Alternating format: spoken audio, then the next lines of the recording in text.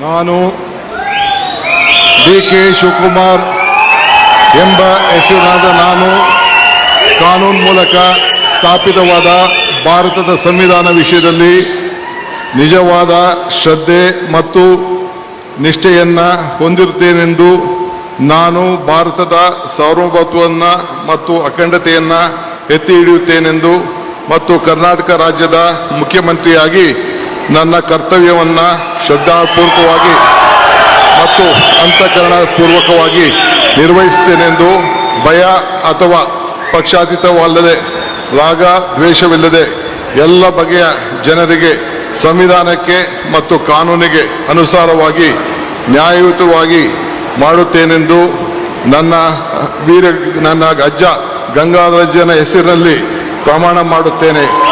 ಶ್ರದ್ಧಾಪೂರ್ವಕವಾಗಿ ಪ್ರತಿಜ್ಞೆಯನ್ನು ಮಾಡುತ್ತೇನೆ. ಮಾನ್ಯ ಮುಖ್ಯಮಂತ್ರಿಗಳು ಈಗ ಪ್ರಮಾಣ ವಚನಕ್ಕೆ ಸಹಿ ಮಾಡಲಿದ್ದಾರೆ.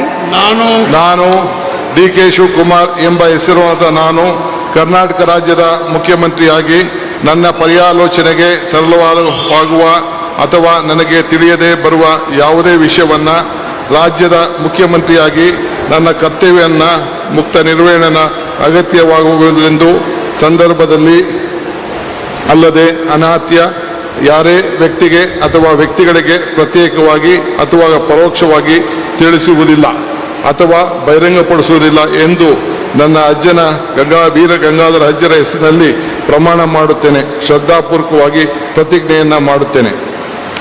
ಧನ್ಯವಾದಗಳು ಸರ್.